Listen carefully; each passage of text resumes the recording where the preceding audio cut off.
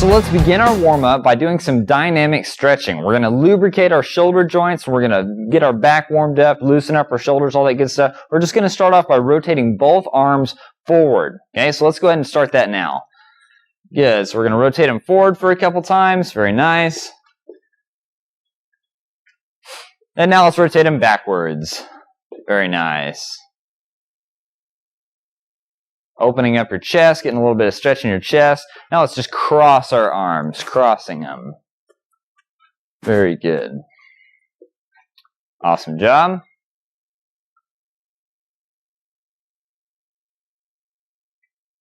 Now let's go palms up behind and then palms down. Okay, for our first actual exercise, we're going to do flagpole push-ups. So obviously everybody knows that push-ups are great for your chest or your pectoral muscles as well as your triceps, but we're also going to do a flagpole motion to engage our lats as well. So I'm going to do a whole push-up. I'm going to go all the way down, all the way back up, and now I'm going to really have to stabilize myself using my lats, also using my lateral abdominal muscles and all my stomach, and then I'm going to put it right back down, go down, and then come up all the way sideways. So let's do that for 30 seconds. Ready, go. Very nice.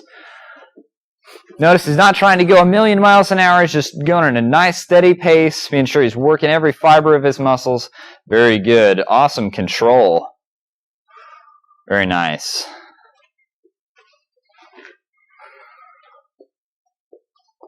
You can set a goal for, however many you could fit into 30 seconds this time. Maybe next time you can get a little bit more into that same 30-second period of time. Very nice. Okay, cut. Beautiful.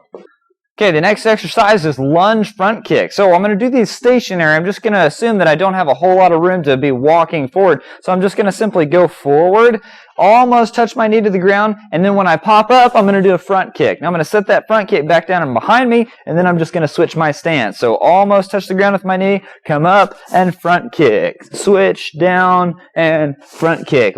Okay, let's do those lunge front kicks for 30 seconds. Ready, and go. So he's going to dip his back leg, almost touching his knee to the ground, do a front kick, set it back down behind him, switch your stance, and then go. Almost touching the ground, and then kicking. Very nice. Switch, down, and go. Awesome job. Very nice. Switch, kick, set it down behind you. Awesome. Very good.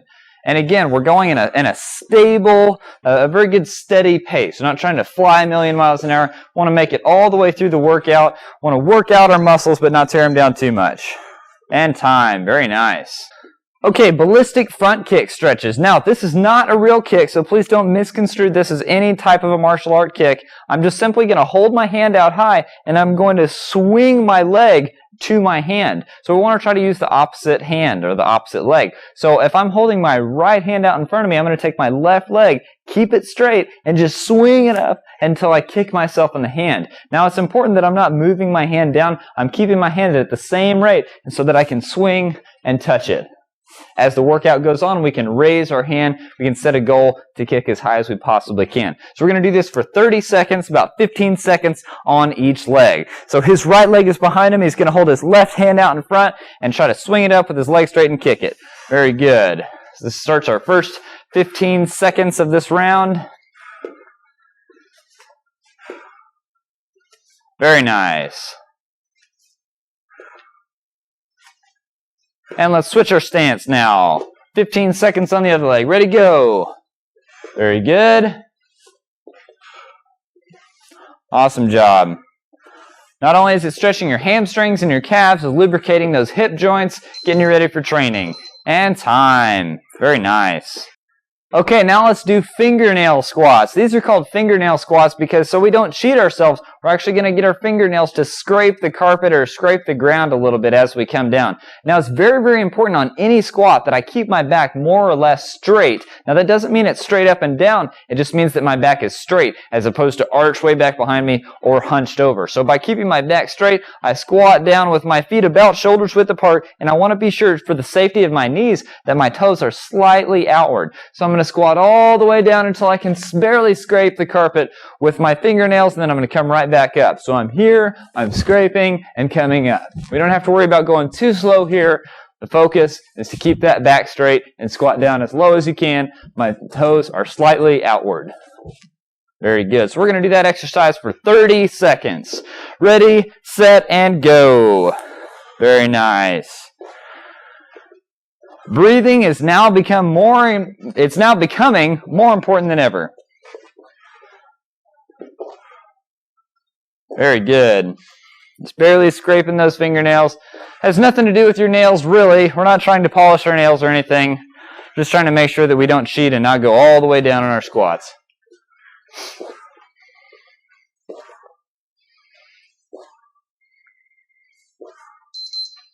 And time. Very nice.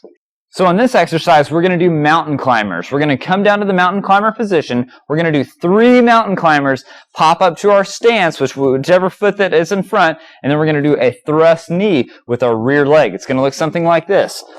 I'm kind of like I'm in the push-up position, but I've got one foot way out in front. So I'm going to do 3 mountain climbers. 1, 2, 3.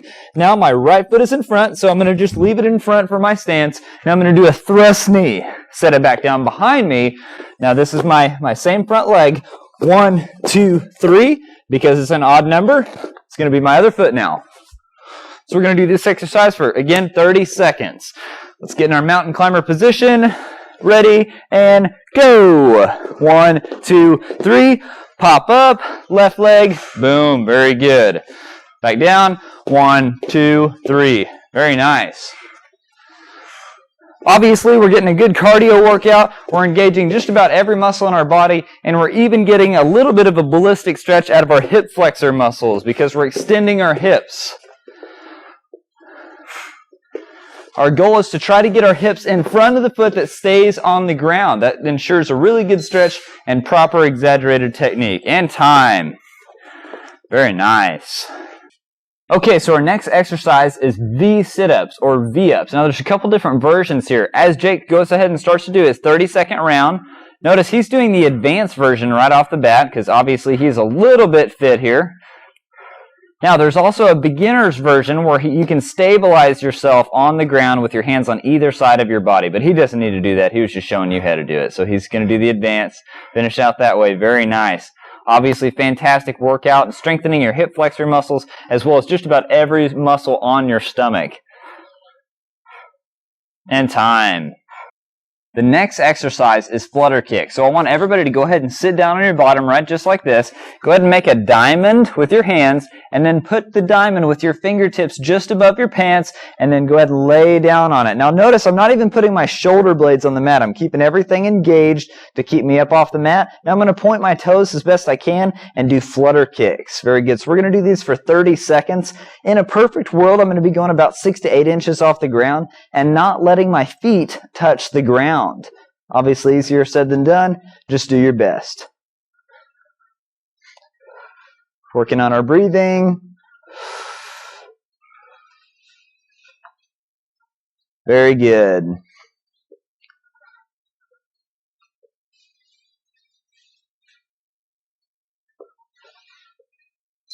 And time.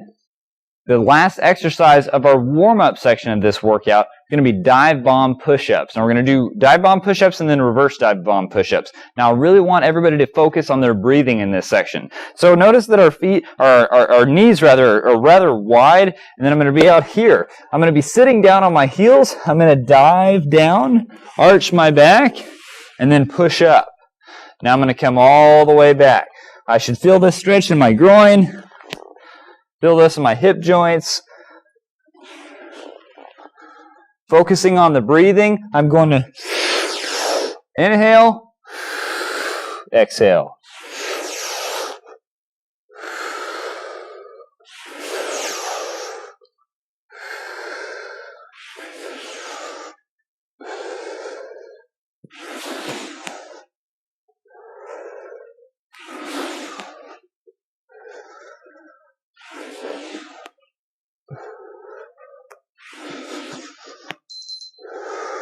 Now that we've done that for 30 seconds, we're going to reverse. So now we're going to move forward, and then we're going to do that dive in reverse and push up.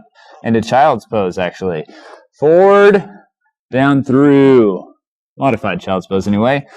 Out here.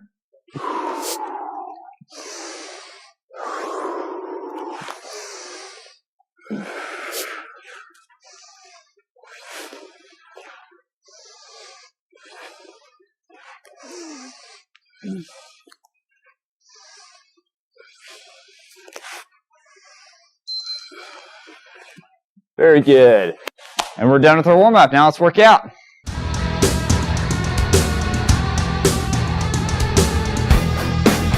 The first drill of today's class will be the sit-out drill. Now, the sit-out is a motion that's present in a lot of grappling, wrestling, ground fighting of all kinds. So it's a very, very practical movement to practice. Now, if I don't have a partner, it's very, very easy to do this drill by myself. All I have to do is get on all fours, kind of like I'm in a bear crawl position. All I have to do is pick one hand up, and because this is my left hand, I'm going to take my right foot or my opposite side foot and put it through right where that hand was. So it's kind of forward at a 45-degree angle. My goal is to point my sternum all the way up at the ceiling. I can increase this motion by adding my elbow to it. Now I'm going to go right back to that same position, pick up the other hand, and go through, engage my elbow. So I'm going to do this over and over again. It looks like this.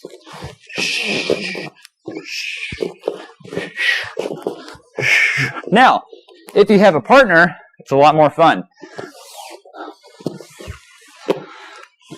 My partner's in the turtle position, and I'm going to attack the turtle. So I'm basically, the purpose of this sit-out is to attack his back, either if it's with combatives, an arm lock, or a choke, or something like that. So I'm going to take one hand and put it on one side of his head, just like this. Now, I need to put that shoulder and the side of my head on his back. I can support myself on the ground or on him. It doesn't really matter as long as we're doing the main motion. I'm going to put my outside foot up, foot flat on the ground. I'm going to sit out and then throw this foot way over, all the way on the other side of him. Now I can attack his back. Now I'm just going to get reset. I'm going to put my other hand on the other side of his head. Put this foot out, put my foot way through, and then over. Just like that. So now that I've done it twice, my partner's going to do it twice, and we're just going to do this 2 for 2. So we're not going to switch every time, 2 for 2.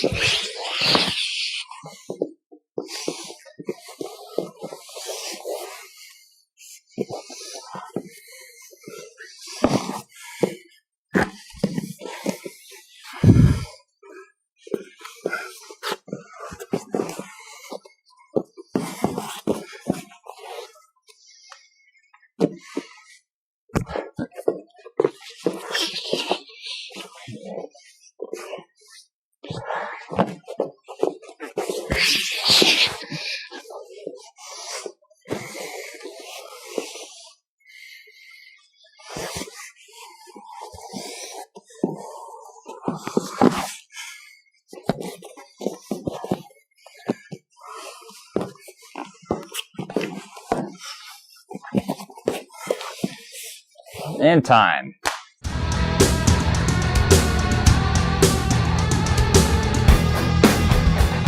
Okay, so for the next drill of this class, we're going to be using a tombstone pad. Obviously, if you don't have one of these, that's no problem. You can use a pillow, or I'm sure you can find several other soft, shock-absorbing objects around the house. We're going to be doing a combatives combination. It's going to be a number 4 elbow, a number 2 elbow, a side hammer fist, and then a punch with the other hand. So the first 3 combatives are all going to be done with the same arm. This is going to be done from behind me, and then I'm going to rotate, okay? So I'm going to make sure that I'm lined up properly with the pad, and I'm going to do a number 4 elbow, which is straight back behind me. I'm going to be sure that I'm looking. I'm going to do number 2 elbow, a side hammer fist, and then my other hand punch. So the bag's a little bit higher. It's going to be 1, 2, 3, 4.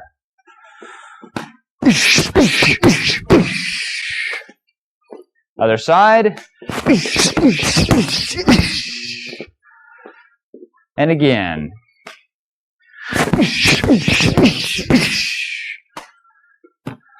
Now it's my partner's turn. Don't hit too hard because your partner gets to hit next. Very good. One more time. Now let's do the other side.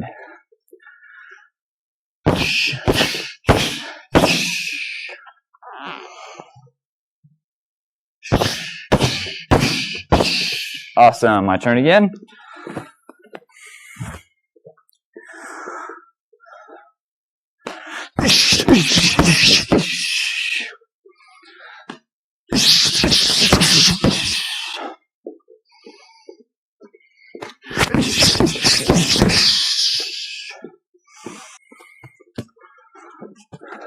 And go. Good. Very nice.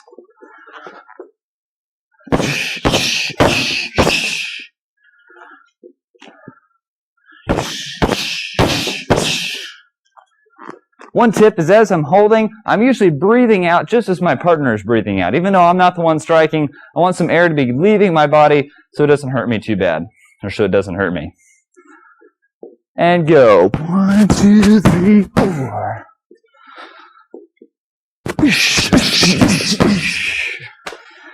Other side.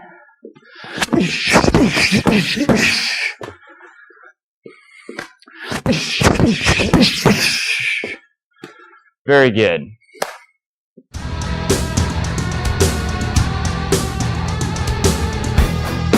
For this next drill, if you have boxing gloves, it would be a good idea to put them on. If you don't have boxing gloves, that's no problem. You can either use open hands, do palm heel strikes, or you can use closed fists. Just be aware that you don't have anything supporting your wrist or protecting your knuckles, so just don't do it so hard that you hurt yourself. So this combination is going to be jab cross. We've got a right foot back behind us, front hand jab, rear hand cross. I'm going to weave underneath my partner's left hook, and then I'm going to clinch, switch, and knee. So it's going to look like this. We're going to do it slowly at first. He's going to meet me in the center. He's simulating with his focus mitt his own face. So it's going to be in the center and roughly his head level or a little bit lower. So it's going to be jab, cross, being sure to pivot on that cross and twist your body. I'm weaving underneath, and then as I move forward, it's like I'm almost going to fall over, but I switch a knee at the last second, which puts a lot of momentum into it. So it looks like this.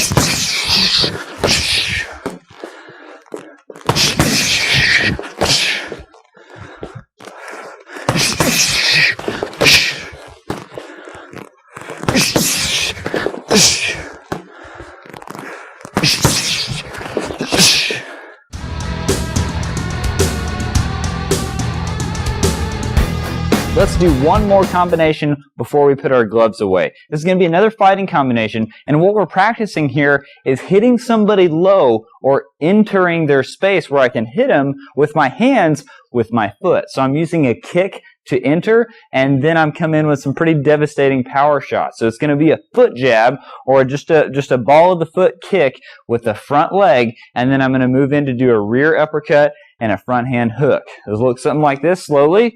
Now, because I'm getting my front leg, it's always my left leg, he's going to be holding his opposite side pad. So I'm not going to try to brew up and stomp on this thing because we're training precision and accuracy here. So I'm going to do my best to get the ball of my foot to be the thing that touches it. So I'm here, I just tag it a little bit, no big deal. Now I'm going to slide forward just a little bit so I can throw my uppercut. Now on an uppercut, it's important that I don't go like this. That's not an uppercut. I've got to dip down and not take my arm away from my body too much. Then I explode out. So it's here. Here. Now I'm loaded up for my hook. Pivoting on my front foot, transferring my weight to my back foot on that hook. So let's do that a couple times.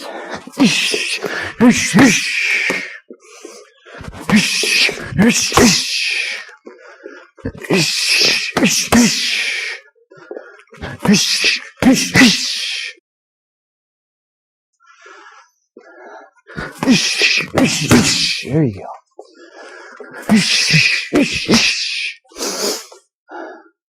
Just pause for a second.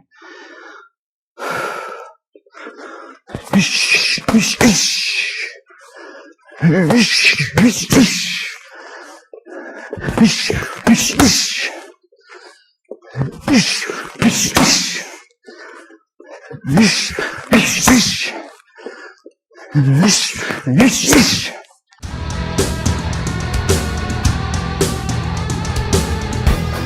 now let's play a little game with our partners just to cool down, have a little bit of fun at the end of our workout. One of the things that we like to do is play shoulder tag. So I'm trying to touch my partner's shoulders and he's trying to touch mine. Obviously, I get to block mine. I can do anything I want. I can move my body. I can try to slap his hands away, do some of my blocks, but I want to touch his shoulders more than he's able to touch mine. So you want to be careful not to stick each other in the face, so I'm going to try to touch kind of like the outside of his shoulder, and it's literally just reaching out and touching it. So if Jake tries to touch my shoulders, well, he just got a point. Well, maybe if he does that again, maybe I'll just block it just like that, kind of like a 360 block, and we can play that. Now, if we can play this game stationary and we're good enough that we can start moving around, that's really better. So then we can focus on moving with an opponent that's moving against me, but also our footwork, so not walking around like this, crossing our feet, falling over. I'm going to be shuffling, keeping my feet wide. So let's play that just for a little bit.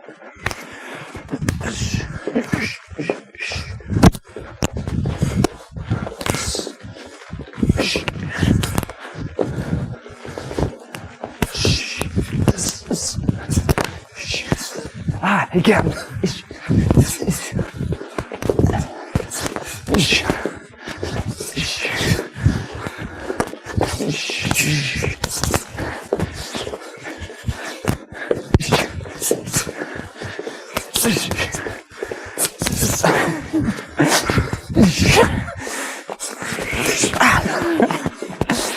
That's always a fun game to end a workout with. Have fun, guys.